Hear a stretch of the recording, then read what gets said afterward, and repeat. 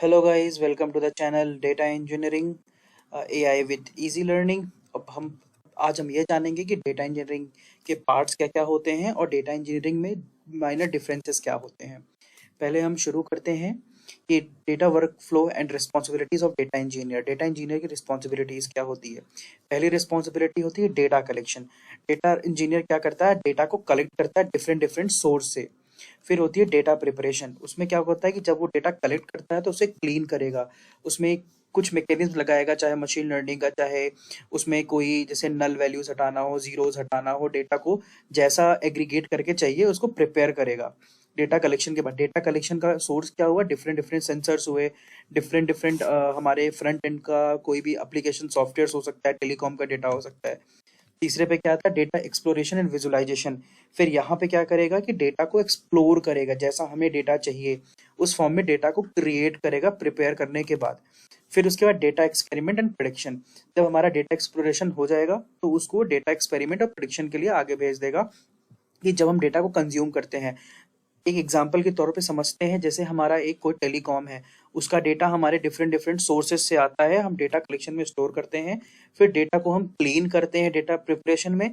फिर डेटा को हम उसको एग्रीगेट करते हैं, एग्रीगेट करने के बाद फिर उसको हम डेटा को आगे भेज देते हैं, जैसे जिस टीम की जैसे रिक्वायरमेंट होती है। जैसे कुछ टीम क्या करती है, डेटा को कंज्यूम करके वो पूरा एक अलग मैकेनिज्म प्रिपेयर करती है कि हमें जैसे कि ये समझ सकते हैं कि बिलिंग का डेटा है तो हमें कितने का रिचार्ज रखना चाहिए, हमें बिलिंग की जो भी उनकी कंडीशंस होती है, डिफरेंट डिफरेंट टीम, जैसे बीआई टीम होती है, कुछ गवर्नेंस टीम होती है, या फिर कुछ आगे मैनेजमेंट की टीम होती है, वो उसको कंज्यूम करती है। ये एक सिंपल सा डेटा फ्लो है।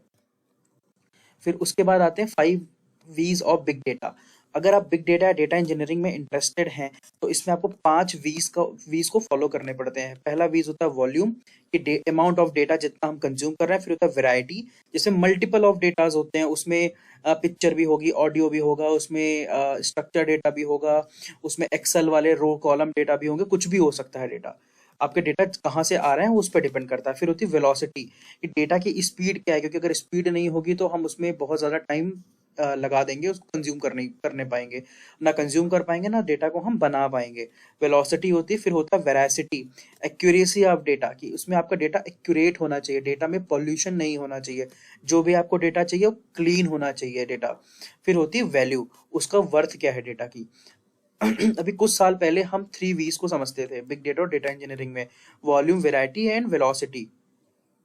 अब क्या है, 5 वीज हो गए हैं, उसमें आपका वैल्यू भी बढ़ गया कि डेटा की वैल्यू क्या है, कि वो डेटा सिक्योर होना चाहिए। जैसे कुछ आपके वीवीआईपी कस्टमर्स का कॉलिंग डेटा होता है, वो लीक नहीं होना चाहिए।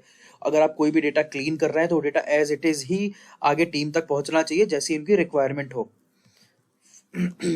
फिर हमारा आता है फिर डेटा इंजीनियर्स और डेटा साइंटिस्ट में क्या फ़र्क होता है। इसमें बहुत सारे लोग कंफ्यूज होते हैं कि डेटा इंजीनियर और डेटा साइंटिस्ट सेम प्रोफाइल है, लेकिन नहीं, दोनों में काफ़ी डिफरेंस होता है।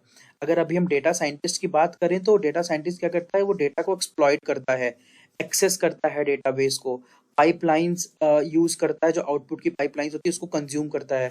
उसकी एनालिटिकल स्किल्स अच्छी होगी, वो डेटा पे मैथमेटिक्स लगा सकता है। जैसे कि आप मशीन लर्निंग की बात करें तो वो उस पे सुपरवाइज लर्निंग, अनसुपरवाइज लर्निंग, और उसको वो अपने हिसाब से ट्रेन कर सकता है, डेटा को एक वो रैंडमली डिस्ट्रीब्यूट कर सकता है। अब इसमें हम डेटा इंजीनियर की बात करें, वो डेटा इंजीनियर का काम होता है डेटा जहाँ पे स्टोर होता है वहां इंजेस्ट करना, उसके बाद एक पाइपलाइन बना के डेटा को स्टोर करना, फिर एक डेटाबेस को सेटअप करना, फिर पाइपलाइन बिल्ड करना, और फिर स्ट्रॉन्ग कोडिंग हैंड्स ऑन होना चाहिए। क्योंकि उसको ये सब करने के लिए उसको एक अच्छा कोडर होना पड़ेगा, कि वो डेटा को ला रहा है, कहीं स्टोर कर रहा है, फिर पाइपलाइन बना के किसी डेटाबेस में स्टोर फिर रख रहा है, फिर उसके बाद आगे उसको मूव करा रहा है पाइपलाइन के थ्रू।